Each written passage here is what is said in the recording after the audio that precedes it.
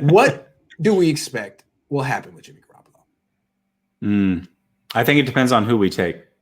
So I think the perfect scenario is Jimmy plays a minimum of 6 games, plays well.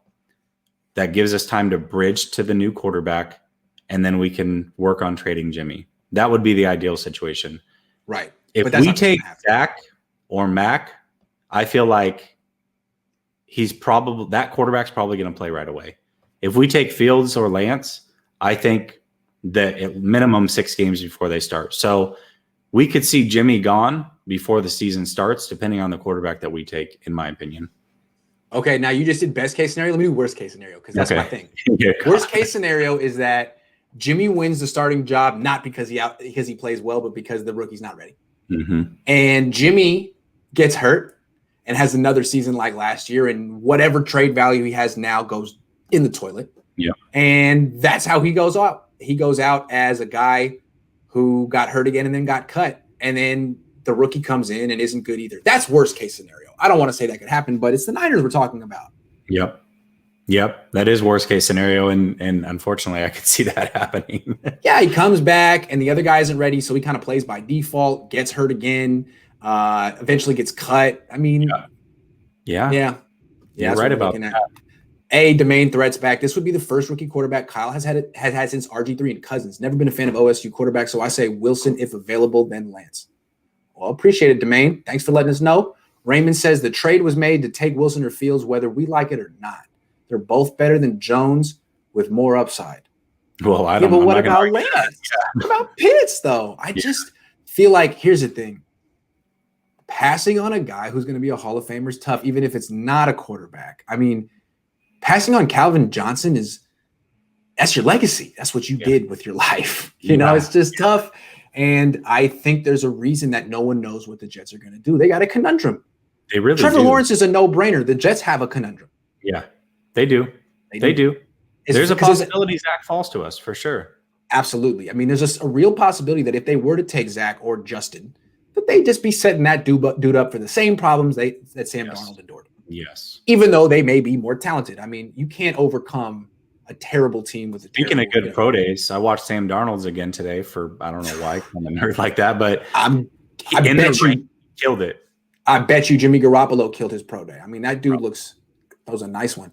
I'd say Rosen is better than Jones. Yeah, and that's the thing. I can't even say that Jones is that much better than Rosen to justify it. Yeah. Domain says, hell, Rosen might beat them all out. Yep. New England and Niners are dancing the trade dance. It'll get done sometime before the season. Pat spent too much money to hand keys to Cam. Yeah, but is Jimmy really an upgrade at this point? The thing I like about Cam is I always felt he was overrated in his prime. I like the second act Cam because he has so much to prove and he's up for it. And he's not as good as he used to be, but he's more interesting. And I think he's, more mature. I'm pulling for him. I like that guy. I'm completely with you. I have a buddy that's just all for Cam, and I thought he was completely overrated for so many years. And a lot of it could be because they beat Oregon in the national championship. But I digress. I like this second act for sure. I like what he has to bring to the table. So he's really gotten humbled. He's just such a more interesting person. I thought he was a prima donna when he was 25, but I might have been a prima donna if I was 25 like that. I mean, he's really interesting. If Jimmy plays great and lives up to what everybody hoped for, wouldn't that be a better case scenario? I mean, who wouldn't take that? You just want a quarterback to step up at some point. And if this is what it takes to put a chip on Jimmy Garoppolo's shoulder, great. Okay. So before this trade happened, I think it was last week, I forget what the exact scenario was that we laid out, but we said that if they went and got a rookie quarterback and they made him compete with Jimmy, I said Jimmy's going to fold under that scenario. And Kyle came out in his press conference and said, "Oh, Jimmy plays good, Matt." I'm like, well, Jimmy had 2 weeks of getting crapped on leading up to the Super Bowl, and he didn't play very well, good, Matt then. Good point. I don't believe it. I think he's going to fold under the pressure personally. I've never seen Jimmy play mad. I think it's just something that Kyle Shanahan said, everyone plays better when they're mad. Yeah. The problem with Jimmy is that he doesn't play mad. Yeah, absolutely. Basically.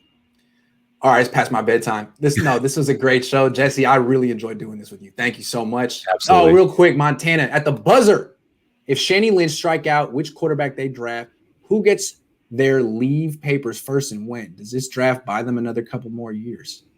That's a great question, man.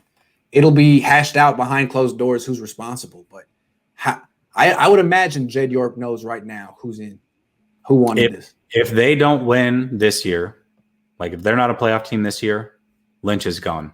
Shanahan has one more year because he's dealing with the rookie quarterback, but if he doesn't win the year after, he's gone too. I like your answer better. That's why Jesse's on the show. He doesn't mince his freaking words. Boom, boom, boom, bong, bong.